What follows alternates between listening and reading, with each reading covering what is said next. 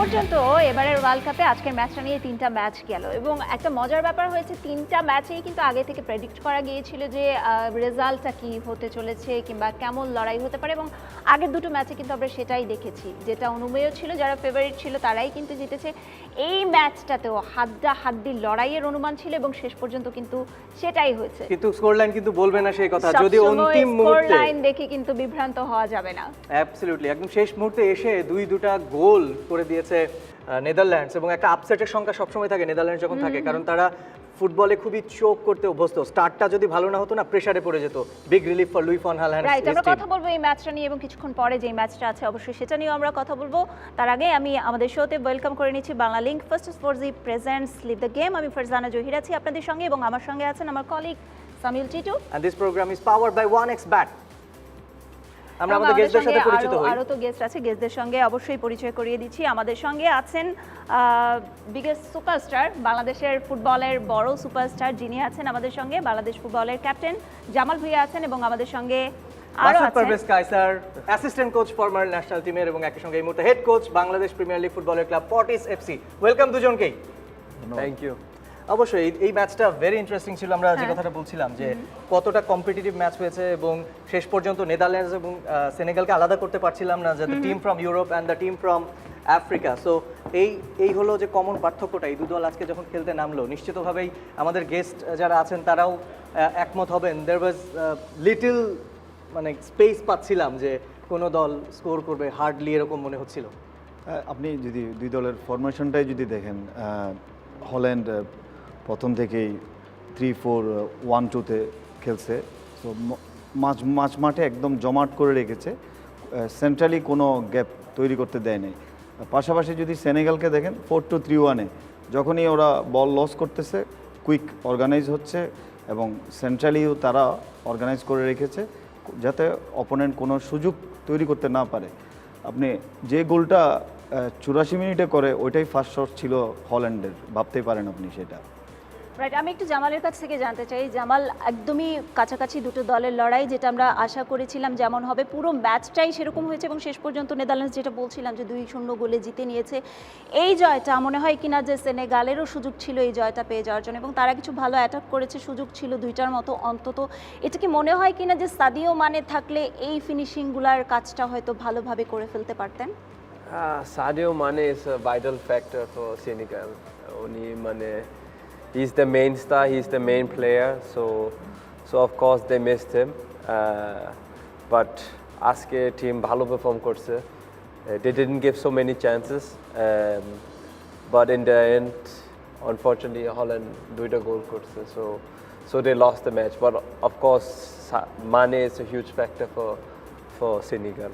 Absolutely, এবং young প্লেয়ারদের উপর সেনেগাল রিলাই করেছে। They deliver till 84th minute. Whatever Cody Gakpo, তার ব্যাপারে আমরা শুনছিলাম যে এই প্লেয়ার টু ওয়াচ হবে নেদারল্যান্ডসের। মেমফিস ডিপায়ের মতো প্লেয়ারকে তারা বসিয়ে কোরি কাকপোকে স্টার্ট দিয়েছে। ইভেন বিলিফটা এত ফার্ম ছিল যে ম্যাচ শেষ হয়ে যাচ্ছে তবুও কোরি কাকপোর প্রতি আস্থা হারানি লুই ফন হাল। Yeah, he's a promising player, of course. Only from his own club, PSV Eindhoven. He's been performing super this season. Europa League, Arsenal shate, he was the best player on the pitch, and today he was one of the best. He was he was a difference maker for the Holland team. So we will see more to him. Masud Parvez, আমার মনে হয় যে ডিপাইয়ের কথা বলছিলেন, ডিপাইকে first হাফে নামানো হয়নি, অনেক প্রমিনেন্ট প্লেয়ার, ভালো প্লেয়ার, কিন্তু সেকেন্ড হাফে যখন তাকে নামানো হলো তখন মনে হলো যেন নেদারল্যান্ডসের স্পিডটা অনেক বেশি বোধহয় বেড়ে গিয়েছে। হ্যাঁ, অবশ্যই দীপা, সে একজন অনেক এক্সপিরিয়েন্স প্লেয়ার, বিশ্বের নামি দামি ক্লাবে তার খেলার অভিজ্ঞতা রয়েছে, ম্যানচেস্টার ইউনাইটেড, বার্সেলোনা সহ অনেকগুলো ক্লাবে, এবং দীর্ঘদিন ধরে সে ন্যাশনাল টিমে আছে এবং টেকনিক্যালি অনেক হাই ক্লাস, টেকনিক্যালি অলসো। ও নামার পরেই খেলার গতিটা চেঞ্জ করেছে এবং ট্রাই করেছে পারফেক্ট জায়গায় বলগুলা দিতে।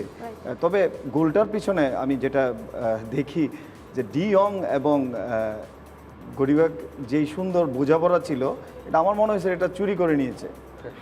অসাধারণ একটা ইনকামিং ক্রস ছিল, যেটা গোলকিপারের জন্য খুবই ডিফিকাল্ট এবং ডিফেন্স লাইনের জন্য, এবং টাইমিংটা অত সুন্দর ছিল, ওর মুভমেন্ট এবং ওর ক্রসটা অসাধারণ অসাধারণ। অ্যাবসলিউটলি। আমরা এই মুহূর্তে চলে যেতে চাই একটু পল মেইসফিল্ডের কাছে, ফরমার ইংলিশ ফুটবলার এবং এই রিজিয়নের renowned pundit. We want to connect with mister Paul Masefield. Paul, this was a evenly competitive match compared to England and Iran, and in crucial time Netherlands delivered it perfectly as Senegal's resistance break at the last moment. So where it all goes wrong with the Senegalese, and how Louis van Gaal explored his attacking options? It's just defensive mistakes and errors, isn't it? That's what cost them. I think that second goal, you can rule that goal out because they were pushing to try and get back into the game. But that first goal, the goalkeeper's got to come, he's got to take everything out.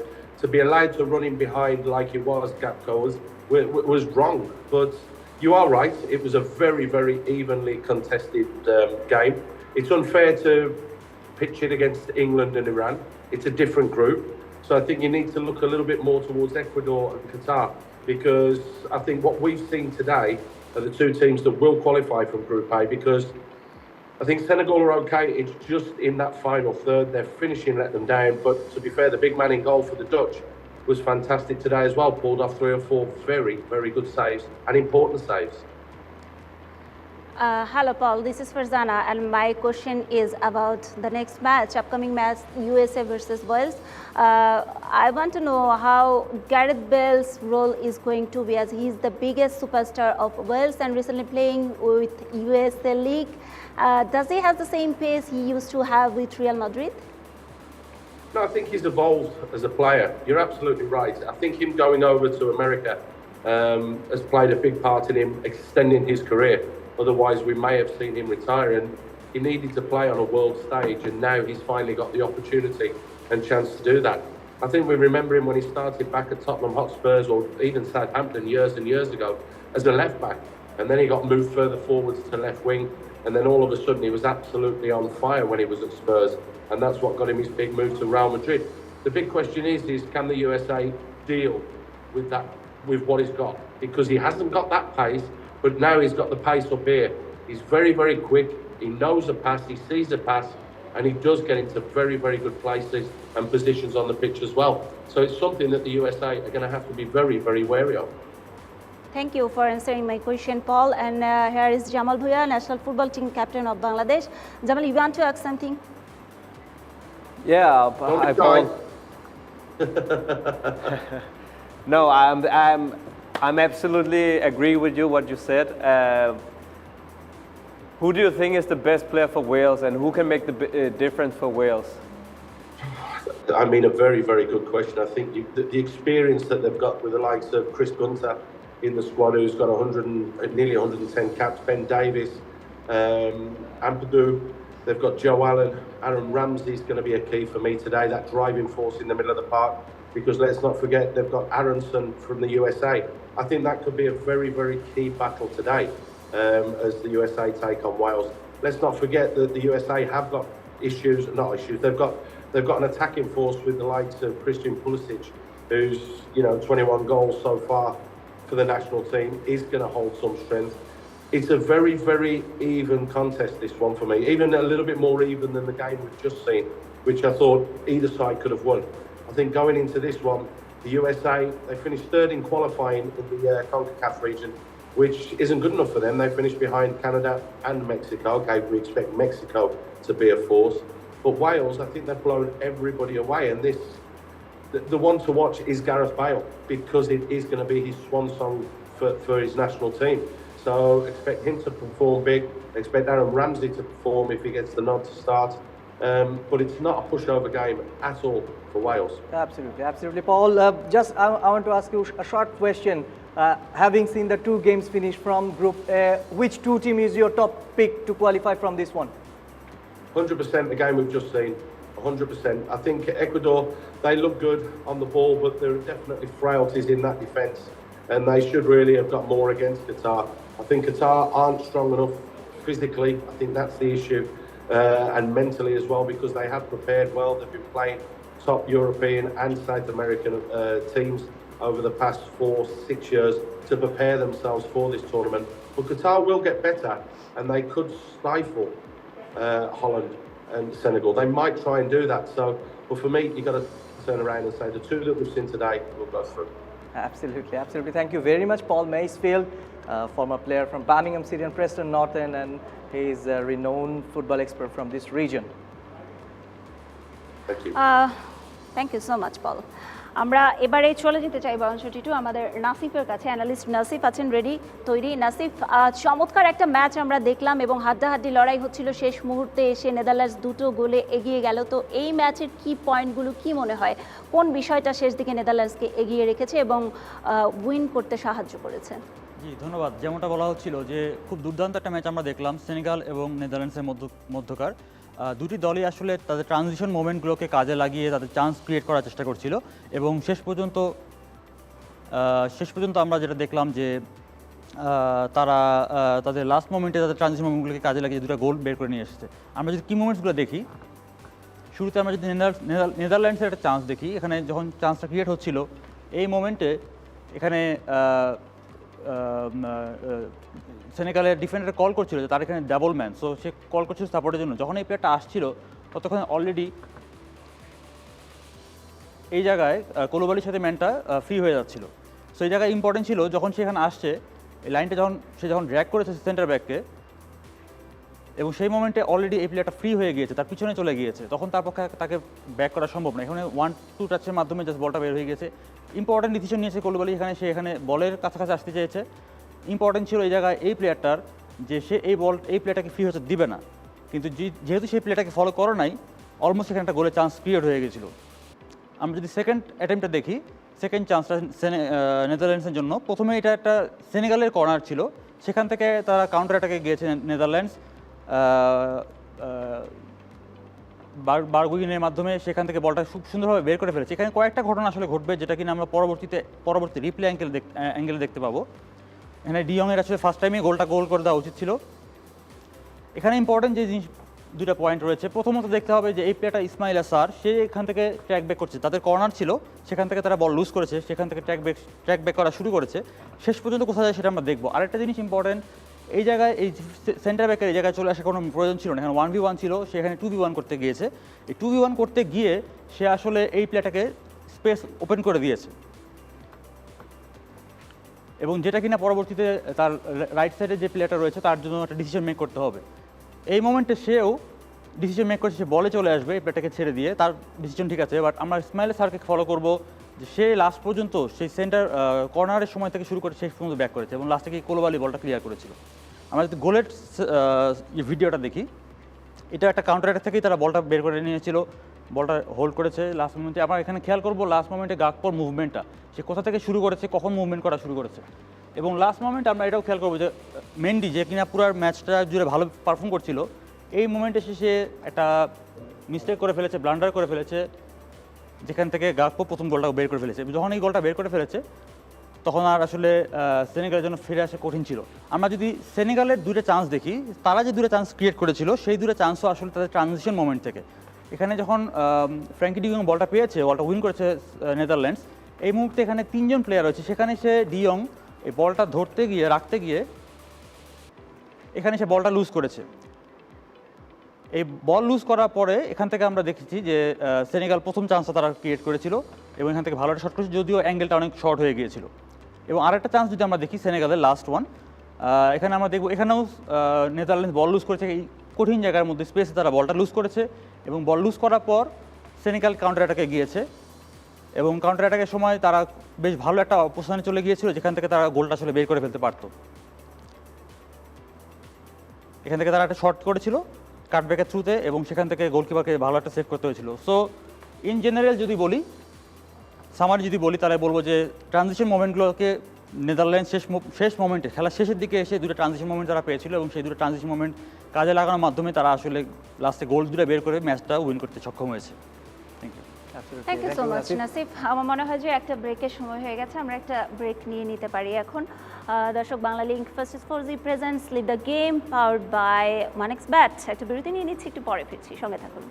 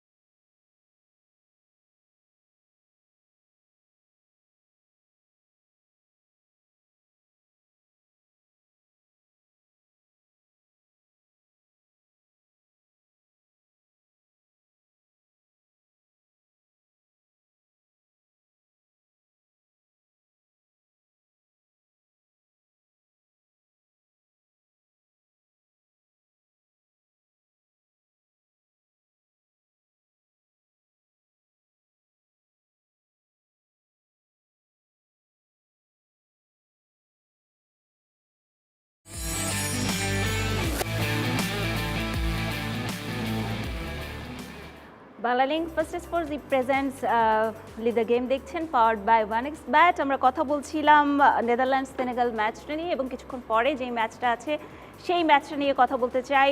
Jamal, 64 বছর পর একটা দেশ কিনা world কাপে খেলছে, তার মানে last যেই ম্যাচটা তারা খেলেছে 64 বছর আগে, সেই ম্যাচটা যারা খেলেছে তাদের অনেকেই হয়তো এখন বেঁচে নেই। এই যে তাদের দেশটার একটা পুনর্জাগরণ হলো, ওয়ার্ল্ড কাপে আবার খেলতে এলো, এই মোমেন্টটা তারা আসলে দেখতে পাচ্ছে না।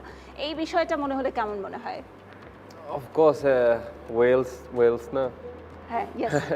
So Wales মানে পুরো দেশটা পাগল হয়ে গেছে because it's World Cup, so এখানে মানে it's the biggest tournament in the world. And after 64 years, it's amazing for them to be in this tournament. So আমি মনে করি they will give their best and they will have the full support from the country. So I think all of them are very excited for this match. Right, একদমই Tito. এবং আমার মনে হয় যে 64 বছর পর খেলা, ইভেন গ্যারেথ বেলের মতো একজন প্লেয়ার তাদের আছে। অনেকেই ভাবছিলাম আমরা যে বেল হয়তো ওয়ার্ল্ড কাপ না খেলেই, হ্যাঁ, এবং ওই দেশের Ian Rush, legendary Liverpool player, এবং একই সঙ্গে আমরা যদি বলি Ryan Giggs from Manchester United, তিনিও ওয়ার্ল্ড কাপ না খেলে বিদায় নিয়েছেন। এরকম একজন স্টার খেলা দেখার জন্য আপনি মনে হয় অনেক না ছোট টিমগুলোর জন্য আমরা অপেক্ষা করি যে বড় তারকা আছে। আর ওয়েলস তো ছোট টিম একবারে বলবো না, যাদের র্যাঙ্কিং 19 হয় তারা ছোট টিম হতেই পারে না। তো এটা জাস্টিস হয়েছে কিনা যে গ্যারেথ বেলকে অ্যাটলিস্ট একটা ওয়ার্ল্ড কাপ দেখে বিদায় দিতে পারা? হ্যাঁ, অবশ্যই এটা গ্যারেথ বেলের জন্য অনেক সুখবর। ইন্ডিভিজুয়ালি সে ক্লাব টিমে সব ধরনের শিরোপা সে পাইছে, বাট ওয়ার্ল্ড কাপ খেলতে না পারার জ্বালাটা আসলে পার্সোনালি সবার জন্যই খারাপ। বাট গ্যারেথ বেলকে সেই সুযোগটা করে দিছে নতুন প্রজন্ম, সিনিয়র হিসেবে সে এই ওয়ার্ল্ড কাপ খেলতে পারতেছে। এটা সাথে সাথে গ্যারেথ বেলের ফ্যামিলির সাথে সাথে আমরা সবাই খুশি, কারণ আমরা সবাই পছন্দ করি গ্যারেথ বেলের খেলার স্টাইলকে। অ্যাবসলিউটলি। এবং আমরা যদি র্যাঙ্কিং এর যে পার্থক্যটা দেখি খুব একটা বেশি না। ইউএসএও কিন্তু নাম্বার 16 র্যাঙ্ক এবং 19। আমরা ইভেনলি ব্যালেন্সড একটা ম্যাচ কি দেখতে যাচ্ছি আজকে because of the difference of the ranking? Jamal ভাই, হইতে পারে it's gonna be a close match, ওরা কাছে কাছে আছে ranking as you said, so maybe it's gonna be a tight match like we just saw. মানে লড়াইটা কি আসলে র্যাঙ্কিং এর হবে নাকি ইউএস এর ফুটবল ভার্সেস ইউরোপিয়ান ফুটবলের লড়াই হতে পারে? না, ম্যাক্সিমাম আমেরিকান প্লেয়ার্স ওরা তো খেলে ইউরোপে, so I don't think there will be a big difference between the teams, sorry. So আমি মনে করি এর মানে টাইট ম্যাচ হবে। অ্যাবসলিউট টাইট বলছিলেন আপনি। এবং ইউরোপে খেলার কারণে যেমন সেনেগালিজরা এখন ইউরোপে খেলে, আমরা 90s 95-এ খুব কম দেখতাম যে ইউরোপিয়ান প্লেয়াররা, মানে আফ্রিকান প্লেয়াররা ইউরোপে খেলছে, আমেরিকানরা ইউরোপে খেলছে, এখন তো রেগুলার বেসিসে। তো এই যে ব্যাটেলটা, যেটা জামাল ভাই বলছিলেন যে জানা আছে সব কিছুই, বাট এই যুদ্ধের আউটকামটা কোথায় ডিসাইড হতে পারে? Like both the team has good attacking side, Bale Daniel জেমসরা যেমন এই সাইডটায় আছে, ওদেরও কিন্তু পুলিসিক এবং রেইনাদের মতো প্লেয়ার আছে। এখানে দুইটা টিমই কিন্তু লাস্ট 5টা ম্যাচ যদি চিন্তা করেন বা লাস্ট 5টা ম্যাচের রেজাল্ট দেখেন, দুইটা টিমই ভালো অবস্থানে নেই। বাট টুর্নামেন্টটা কিন্তু ভিন্ন এবং উপলক্ষটা ভিন্ন, এবং ফার্স্ট ম্যাচ কেউ হারতে চাইবে না। টুর্নামেন্টে টিকে থাকতে হলে, গ্রুপ স্টেজ পার করতে হলে প্রথম ম্যাচটা খুবই ইম্পর্টেন্ট। দুই দলেই র্যাঙ্কিংয়ে কাছাকাছি, কিন্তু র্যাঙ্কিংটা মুখ্য হয়ে থাকে না যদি পারফরমেন্সটা ওই ডেতে যদি কেউ উতরে যায়। বাট দুই দলের অ্যাটাকিং সাইড খুবই স্বনামধন্য, তারা ট্রাই করবে আজকে ম্যাচটা বের করে নিতে। অ্যাবসলিউটলি। র্যামসের স্ট্যাটস আমরা দেখছি, Ramsey will be another important player in the midfield, and Moore আছে, লেনন আছে, অনেকেই কিন্তু খুবই এক্সপিরিয়েন্স মিডফিল্ড লাইন। রামসে অনেকদিন ধরে খেলতেছে, প্লাস আর্সেনালের মতো টিমে ছিল, ইউভেন্টাসে খেলছে, নিসে খেলছে এখন ফ্রান্সে। বাট ডিফেন্সে কিন্তু রিচার্ডস রবিনসন নাই, সেক্ষেত্রে কিন্তু ফরমেশনটা কি নর্মালি ওরা খেলে থাকে 5-3-3 ফরমেশনে খেলে থাকে। আজকে কি সেই ফরমেশনটা একটু চেঞ্জ হবে কিনা? ইউএস এর কথা বলা হচ্ছে, থেকে ইউএস এর কথা বলছি আমি, যেহেতু ডিফেন্স থেকে উঠে এসে তারা অ্যাটাকে যেতে একটু প্রবলেম হতে পারে দুজন গুরুত্বপূর্ণ প্লেয়ার না থাকায়। না, অফকোর্স যখন যেটা মেইন প্লেয়ার না মানে if they are not in the team, then of course there will be a difference, but যারা আছে স্কোয়াডে, যেটা খেলবে, আমি মনে করি ওরা ভালো পারফর্ম করবে, কারণ they know they have to perform. This is their first match in the World Cup and ওরা জানে প্রেশার আছে, but of course experienced players, we need them in the World Cup.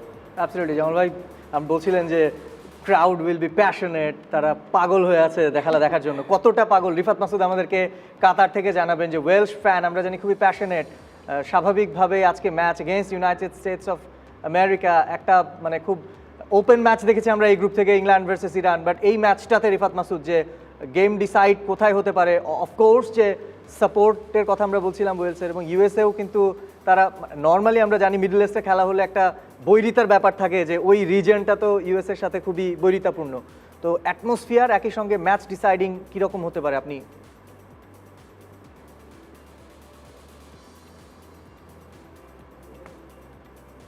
অ্যাটমসফিয়ারের কথা যদি বলেন, যে ইউএসএ আগের বিশ্বকাপটা তারা খেলতে পারেনি, তারা কোয়ালিফাই করেনি, আর এবার তারা বিশ্বকাপে কোয়ালিফাই করেছে, পরের বিশ্বকাপটা তাদের নিজেদের দেশে। এই জায়গাতে আসলে ইউএসএ আর ওয়েলস এক বিন্দুতে মিলে গেছে। ওয়েলস 64 বছর পর হয়তো বিশ্বকাপ খেলছে, কিন্তু ইউএসএর কাছে ওই গ্যাপটা, ওই এক বিশ্বকাপ পরে খেলতে আসাটাই অনেক বড় গ্যাপ মনে হয়েছে। ওয়েলসের বেশ কিছু সমর্থকের সঙ্গে আমার কথা হয়েছে, তাদের কাছে এই পুরো ঘটনাটা আসলে একটা সেলিব্রেটরি মোমেন্টের মতো। তাদের কাছে বিশ্বকাপে অংশ নিতে পারাটাই মূল কথা, এবং গ্যারেথ বেলকে, অ্যারন র্যামসের মতো ফুটবলারদেরকে, যেটাকে তারা বলেন তাদের জেনারেশনের সেরা ফুটবলার, তাদেরকে বিশ্বকাপে খেলতে দেখা, এটাই তাদের কাছে সবচেয়ে বড় মনে হচ্ছে, এছাড়া আর কিছু নয়।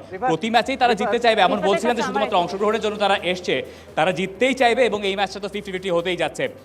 রিফাত, একটা জিনিস জানতে চাই যে কোলম্যানের ওয়েলস, গিগসের ওয়েলসের সাথে রব পেজের ওয়েলসের কি বেসিক পার্থক্য মানে আপনার চোখে পড়ে, যেটা সেমিফাইনালে গিয়েছিল 16 অ্যান্ড ইউরোতে, গত ইউরোতে ভালো করেছিল?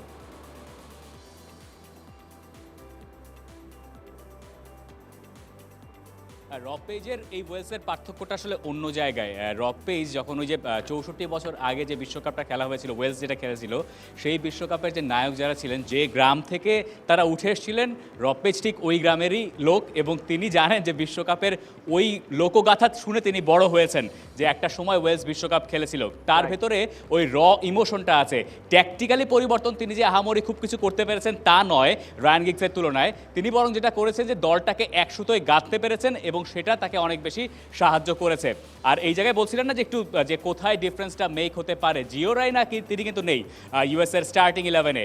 এই জায়গায় এটা একটা বড় মিস, কারণ ওইখানে ব্যালেন্সে হয়তো খানিকটা সমস্যা ওয়েলসের হতে পারে। এই জায়গায় আলাদা করে একটু নজর রাখতে হবে আবার টিমোথি উইয়ার উপরে, জর্জ উইয়ার ছেলে, তিনি ইউএস এর হয়ে খেলছেন। মুসার উপরে একটু আলাদা করে খেয়াল রাখতে হবে। এই নতুন জেনারেশন ইউএস এর ফুটবলাররা তারা কেমন করেন তার উপর অনেক কিছু নির্ভর করছে। রিফাত মাসুদ, আপনার কাছে আমার একটা প্রশ্ন ছিল, সেটা হচ্ছে যে গ্যারেথ বেল ভার্সেস ইউএসএ লড়াইটাকে অনেকে সেভাবেই নাম দিয়ে ফেলেছে, কিন্তু অলমোস্ট আবার ইউএসএর গতকালকে প্রেস কনফারেন্সটা আমি দেখছিলাম, সেখানে তাদেরকে প্রশ্ন করা হলে তারাও বলছিল গ্যারেথ বেল কীরকম খেলে তারা জানে, যেহেতু তাদের দেশের লিগেই এখন খেলছে, সে শুরু থেকেই অ্যাটাকিং খেলতে পছন্দ করে, সে কারণে তারা বলেই দিয়েছে যে শুরু থেকে তাকে মার্ক করতে চেষ্টা করবে, আটকাবার চেষ্টা করবে। সো এই লড়াইটা কেমন হবে?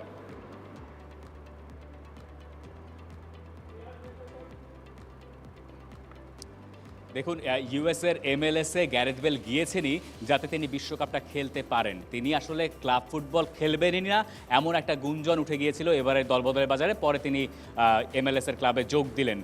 এই জায়গায় গ্যারেথ বেল তাকে আসলে পুরোপুরি উন্মুক্ত করে দেওয়া হবে, এবং পুরো খেলাটাই ওই বেলকে কেন্দ্র করেই হবে। বেল যদি তার ছন্দে থাকেন, তিনি এই বিশ্বকাপে আসার আগেও শেষ ম্যাচটা জিতে এসছেন এমএলএসে, এবং সেখানে তিনি যথেষ্ট ভালোও করেছেন, তার ভালো কন্ট্রিবিউশন আছে। তার ফর্মটা অবশ্য একটু বিচার করা মুশকিল, কারণ এমএলএসের ফুটবলারদের ফর্মটা তারা কেমন খেলেছে তার উপরে এই ম্যাচের ফলাফল নির্ভর করা একটু কঠিন, কিন্তু তারপরও এই জায়গায় আসলে সমীকরণে আরও একজন ফুটবলার আসবেন, ক্রিশ্চিয়ান পুলিসিক, তাকে ভুলে গেলেও চলবে না। তার জন্য তো আসলে বড় একটা পাওয়া যে আগের বিশ্বকাপে তিনি খেলতে পারেননি, যাকে বলা হয় আমেরিকার মেসি বা আমেরিকার রোনালদো, তারও প্রথম বিশ্বকাপ। তিনি নিশ্চয়ই চাইবেন যে এই গ্যারেথ বেলের সঙ্গে যে টক্করটা, একজন তো তার সেরা সময় হয়তো ফেলে এসছেন গ্যারেথ বেল, যদিও তিনি ওয়েলসের ক্ষেত্রে অন্যরকম খেলেন এখনো পর্যন্ত, কিন্তু পুলিসিক আসলে চাইবেন যে কোনোভাবে যদি তাকে টেক্কা দিয়ে আলোটা কাটতে। একদমই thank you so much Rifat. পুলিসিকের কথা বলছিলেন, ও বলছিল পুলিসিকের কথা, কিন্তু আমার আগ্রহটা লেগেছে টিমোথি উইয়াকে নিয়ে। জর্জ উইয়া ছেলে, লাইব্রেরির প্রেসিডেন্ট জর্জ উইয়া কিন্তু ব্যালন ড'র উইনার, এবং একটা সময় এসি মিলানে খেলেছেন। আমার খুব জানতে ইচ্ছা করছে যে বাবা এত লেজেন্ডারি প্লেয়ার ওয়ার্ল্ড কাপ খেলতে পারেননি, ছেলে ইউএস এর হয়ে খেলছেন, মাত্র 20+। এটা অবশ্যই গর্ব করার মতো উইয়ার জন্য। উইয়া অনেক অবদান ছিল ফুটবলে, আফ্রিকান প্লেয়ার হিসেবে ইউরোপের টপ লেভেল লিগে খেলেছে, এবং শুধু খেলেই নাই, অনেক সুনামের সহিত খেলেছে।